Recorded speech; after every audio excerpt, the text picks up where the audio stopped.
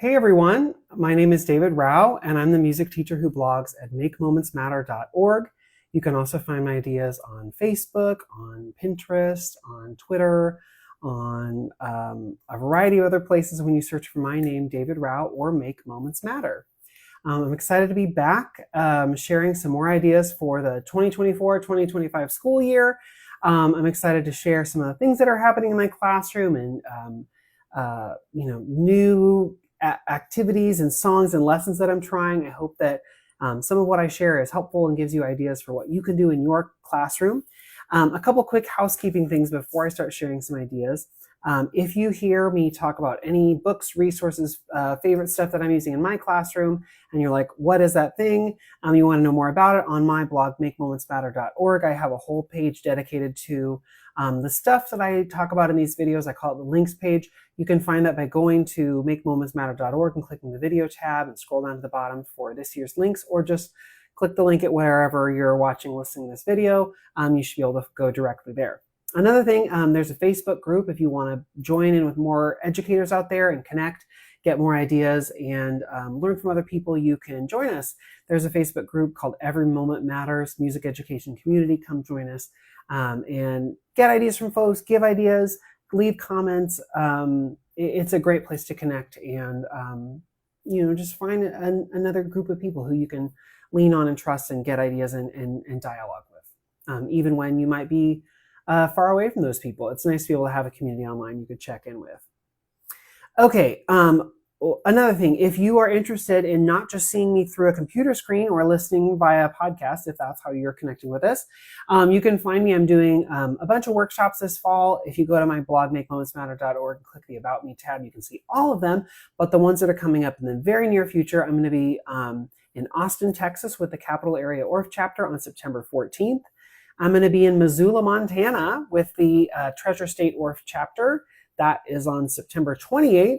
And then the beginning of October, October 12th, I'm going to be in the North Central Wisconsin ORF chapter. That is in Stevens Point, Wisconsin. So if you are in Texas, Missoula, or Texas is big, so around Austin.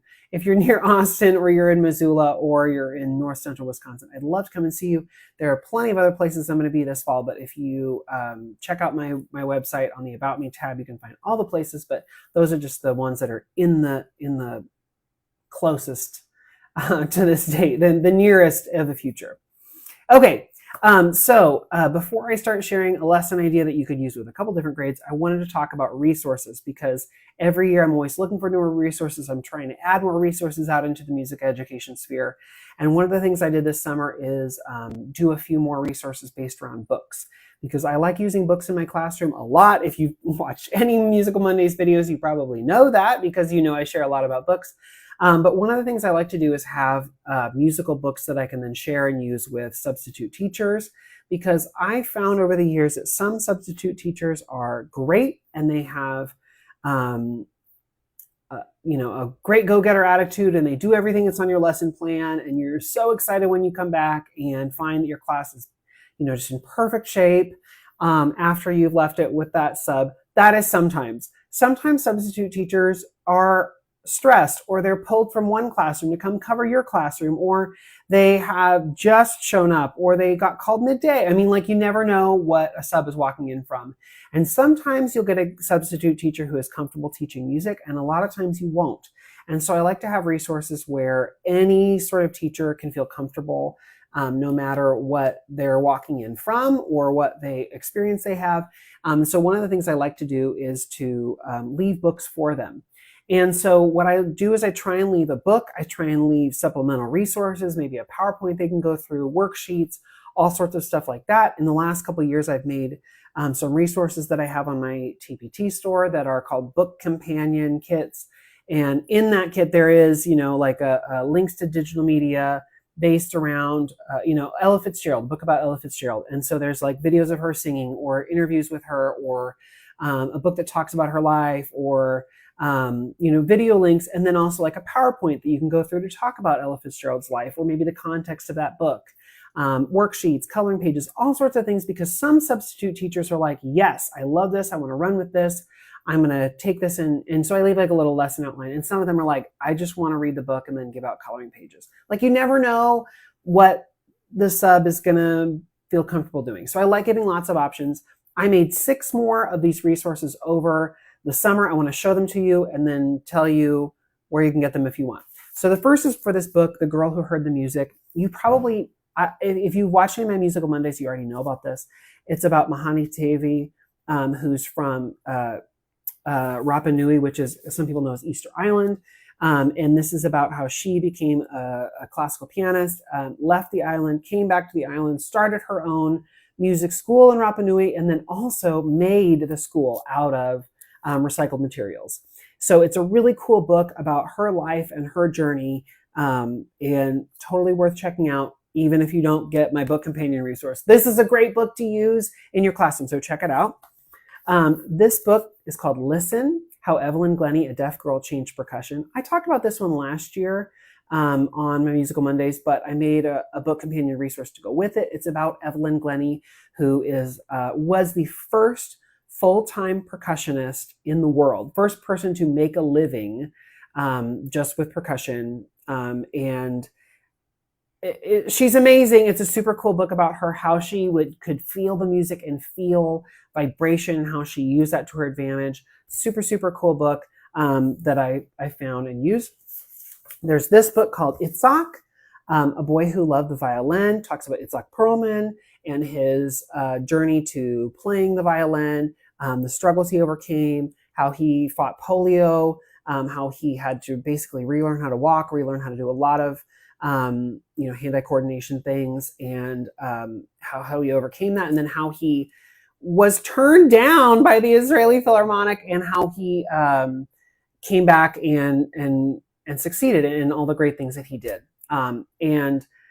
Super cool book, totally worth checking out. Again, if you use my book companion resource or not, this is a super great book. There's this book called Gus and Me, which is written by Keith Richards.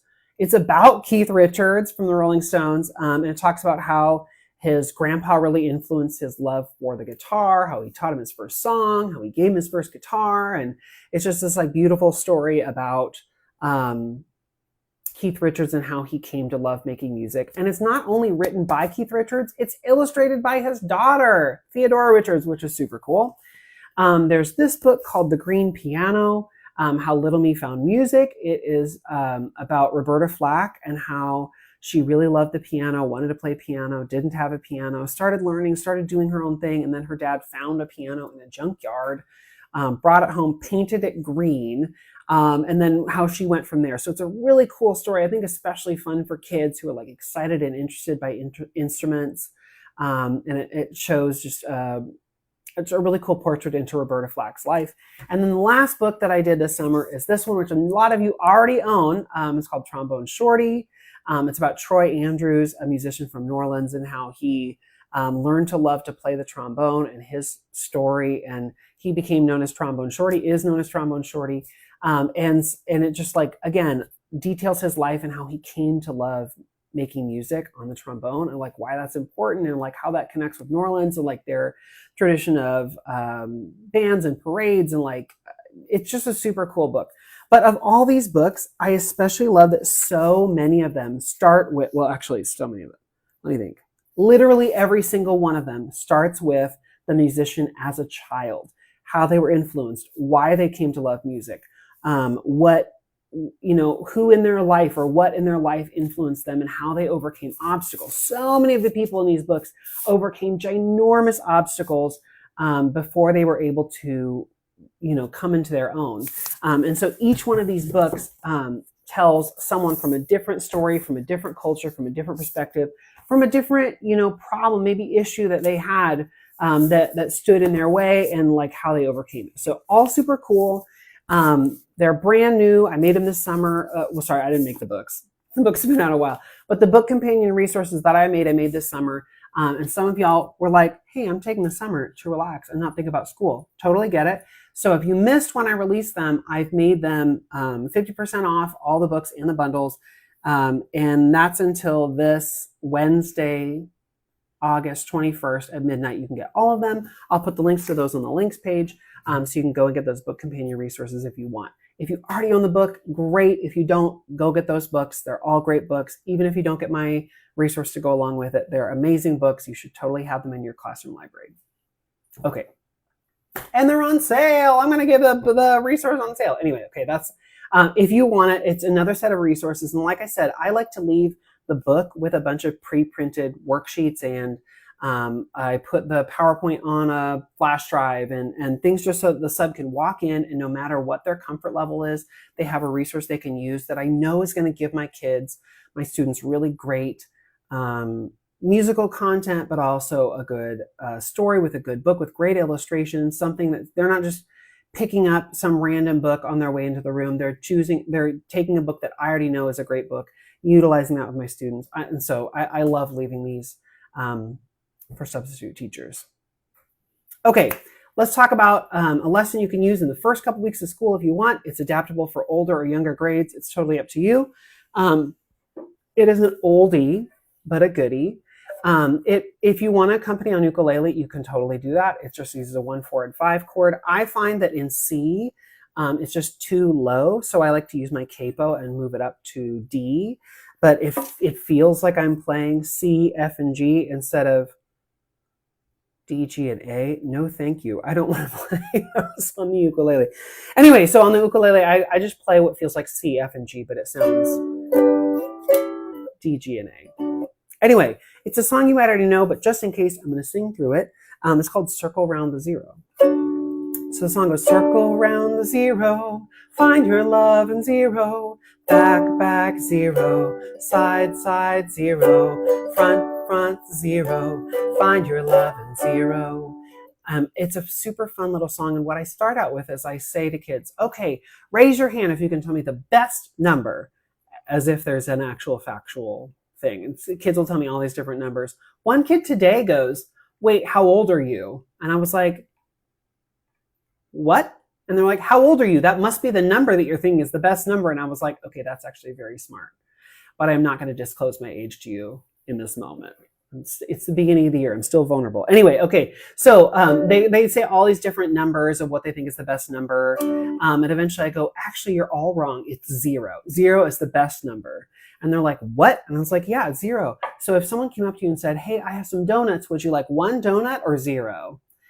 The kids are all like, 1 donut. I was like, okay. And then I go to the whiteboard and I draw a 1. And then I say, I'll take the 0. And I put the 0 behind the 1 and it makes it 10. I was like, oh, I guess that gives me 10 donuts. Would you like 10 donuts or 0? And the kids are like, 10. I was like, okay, then I'm just going to take the 0 and I make it 100. I'm like, what? And I was like, okay, how about dollars? Would you like $100 or 0? And I don't say $0. I just say 0. And they're like 100. I was like, great, I'll take the 0. Now I guess that means I get $1,000. Anyway, so we play with that. We talk about how it adds another place value. Hooray, it's my math connection of the day. But we talk about 0 and how 0 can change other numbers and what does it do.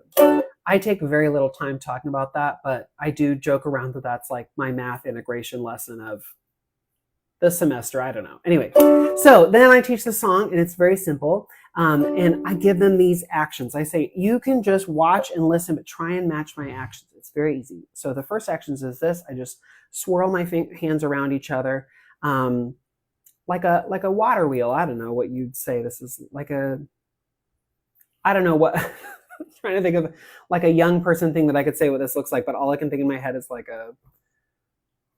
an old mill. Anyway, so my hands are sort of twirling in front of me. I go, circle around the 0, find your love in 0. And then I go, back, back, 0. And I point to my back. Side, side, 0. I point to my side. Front, front, 0. I point to the front of myself. And then on this last part, I say, I want you to pretend there are 2 kindergartners right in front of you, and you're going to pat them on the head. Find your love in 0. That's the whole thing. Let me do the song again. I'm going to do the actions. Try it along with me. Circle around the 0. Find your love in 0. Back, back, 0. Side, side, 0. Front, front, 0. Find your love in 0. And I say, great. Okay, so now we're going to pretend it's not kindergartners in front of us. It's first graders. So you're going to have to move your hands up a little bit. And we do the whole process again. I sing, they do the actions. Okay, instead of first graders, we're going to say second graders, and you move up a little bit. And so depending on what grade you do this with, you might say like preschoolers, kindergartners, first grade, whatever you want to say, just so they are imagining someone they're patting on the head in front of them. And I gradually get them to go higher, higher, higher. You'll see why in a second. But I just try and get them to think, go a little higher, go a little higher, go a little higher. Okay, so that's the main song. And I say, great, can you do all the actions without my help? Because I want to play the ukulele again, and I can't do the actions and play. Can you do them on your own? And so then I grab my ukulele and I play as they sing. Circle around the zero, find your, and this is my chance to assess and see like how well do they actually know the words and the actions without my help. The actions are just placeholders for now, so if they don't actually know them, that's not a big deal, but I want them to make sure that they know the words.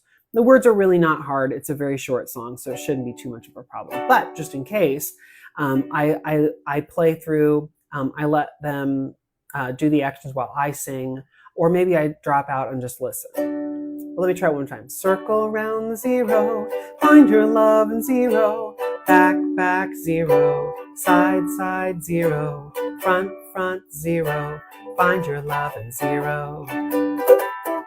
Okay, so they know the actions, they know it, and now I say, great, you got to keep doing those actions, but I already told you zero is a magical number, and I have some special magic based on that number. That's right, everyone, I have zero magic. Now watch what it lets me do. And a couple kids are like, you have zero, man. Anyway, I say, yes, I have zero magic, and watch what I can do. No one else has the magic, only me. So I can do this, but no one else can do this yet. And so what happens is, as they sing, I skip around the circle that we're standing in. They sing like normal. I skip around and sing. Maybe I'm playing the ukulele too. As they sing the thing, and then I stop and say, what just happened? Did you notice what just happened? And then you go, you were skipping. I was like, where? They're like, around. Around what? Around us. Yes. And what shape are we in? And they're like, a circle. And I was like, is it a circle? Because my room is like, it's not big. Like they can't actually make an actual circle. They're like, no, it's more like an oval. I was like, or like a zero? Could it maybe be zero shaped? And they're like, I was like, am I circling around the zero? And they're like, oh, okay. So exciting moment. Okay. So now I'm going to change something. Watch and see what happens. And so I skip around for circle around the zero, find your love in zero. And then on back, I stop and I go back to back with one student. And then I go side to side with that same student. And then I go my front to their front with that student. And then I reach out and I pat on their shoulders. This is why I wanted them to gradually imagine from going kindergarten to first grade or second grade, making that area a little higher so that they're patting higher and higher. Because eventually they're going to pat on the shoulders of a peer. So it needs to be high enough to be able to do that. So what happens is I circle around on circle around zero, find your love in zero. I go back to back, zero, side to side, zero, front, zero, and then I tap on the student's shoulders. Oh, okay, they see it. They know how it works. Okay, great. I'm going to do it again. Something special is going to happen this time. So they sing, I skip, I do back, side, front, and then I tap on a student's shoulders and I say, did you see that? It was a successful transfer of magic. I gave all of the magic of the zero to Adeline or Jaden or whoever it is in front of me. Did you see that? And they're like, yes. I was like, now Adeline or Jason or Jackson or Dominic or whoever it is, they have all the magic. They have the zero magic. And I don't have any more magic. I have zero magic. They have zero magic, but I have zero magic. And some kids are like, oh gosh, the first week and he's already bringing out the wordplay. This is going to be a bad year. Anyway, so I've transferred all the power and then that kid gets to go and skip. I do that about 3 or 4 times where I let a kid go, skip, transfer the magic, new kid, go, skip, transfer the magic, new kid, go, skip. And you could do 3 or 4 or 5 times, whatever you want to do. You could even stop there for the day and that could be the end of that game for the day. But here's what I have them do. After 3 or 4 or 5 times, when it's a kid who I know in my head, like I know like they can handle what's about to happen, I let the kid skip around, back, side, front, find your love in zero. And then I go, before we say transfer and the next kid goes, I go, oh no, did you see there was an accident? I'm like, an accident? I was like, yes, because Samantha was supposed to transfer all of the magic to Caden, but Samantha only transferred half of it. Oh no. And they're like, oh, we better try again. I was like, no, we can't. We're running out of time. You know what? I guess since they both have some of the magic, they're both going to have to skip. And they're like, oh, okay. So now 2 people are skipping. Here we go. And then so we sing again, circle around 0, 5, and they get to the end. Back, back, 0, side, side, 0, front, front, 0, find your love in 0. Oh no! There was an accident. Oh no. And now Caden and Samantha were supposed to transfer all the magic yet again, but they only did half. So there were 2 kids skipping. Now there are 2 more. How many is that? I'm like 4. I was like, yes. Oh my gosh. Here we go. So then they go and skip. And then guess what? At the end of their skipping, oh no, an accident again. So then we have 4 kids skipping. We add 4 more. At this point, I'm like, what's 4 plus 4 more? And they're like, 8. I was like, so 4 times 2 is 8. Again, this is my math connection for like the year or whatever. So this is them getting to practice their multiplication skills. So I keep doing that until all the kids are now skipping, right? And so we keep going. When we get to like 16 and there's not another 16 in the class for them to find, that's where the kids are like, what's going to happen next? But anyway, so I let them skip until there's no one left to choose. And then I go, oh no. And they're like, what now? You've done that like 7 times. Oh no. The oh no now is that we're out of people who we can tap and give magic to. I guess that means that when you get to the back, 0 side, you're going to have to you're all skipping, right? You're going to have to just find the closest person and go back to back, side to side, front to front. And then tap on whoever's closest. Okay, here we go. And if you can't find someone, what do? Raise your hand and look for someone else. We talk through the procedure of how do you find a partner. I always say it's like a submarine, where submarines, sometimes they want to come up and out of the water, but sometimes they want to be stealthy and stay under the water, but they still want to see. So they'll pop up their periscope to look for someone around. So when you raise your hand, it's like putting up your periscope, and you're actively looking. You're not just raising your hand like sitting, waiting. You put your hand up and look for someone else. And that's how you find a person. Okay, so anyway, that's my quick little how do you find a person thing. All right, so then they go and they skip. And at the end, I have another, oh no. Okay, so they found their person, right? And I say, oh no, this time you found a great partner. But the oh no is you can't use that partner again. So next time when you're skipping, you got to find a different person, and we do that, and then we have another oh no. Okay, you can't use this person again either. Oh no. So basically, by the time we're done, all the kids are skipping. They're all looking for new partners every single time. Sometimes they find this, sometimes they don't. I do it 3 or 4 times, and then we call it quits for the day. But it is such a silly song. It's so fun when you build it in like this, where it's just like one person at a time, and then oh no, there was an accident. You can hear it in the ukulele. We're going. It's just so silly. Kids find it so much fun. And then you can incorporate a lot of movement in that first week or so. You can get a lot of kids switching different partners, moving around. They know that sometimes when you play games, there's a little bit of a chance. Like whoever you're skipping, you got to just stop at the closest person. It's not that you're finding your best friend. You're just whoever you're closest to. That happens sometimes in our musical games. And so going through and doing this is a really fun way to start out the year, so kids know like we're having a fun time this year. We're in a safe room. We're trying cool new stuff. We're going to be moving a lot. We're singing. We've got actions. Like it incorporates a lot into that first day, and it's really fun to try out with kids. Like I said, you could stop anywhere along the way, or you could go, just doing the actions one day, or you could just have one skipper for the whole day, just switching out. But the adding on and adding on and adding on is really fun, and kids are like giggling by the time you're done. I've done this with a variety of grade levels. This year, I'm doing it with 3rd grade, I think, but I've done it with younger and I've done it with older. I think it depends on how you preface the game, on what you do with the game, or with the song that makes them more or less likely to buy in. But I find that the song itself is not necessarily specific to just one grade. You do have to know that like it's a range that's a little bit bigger than an octave, so you have to consider that. That's another reason I move it up from C major to D with my capo.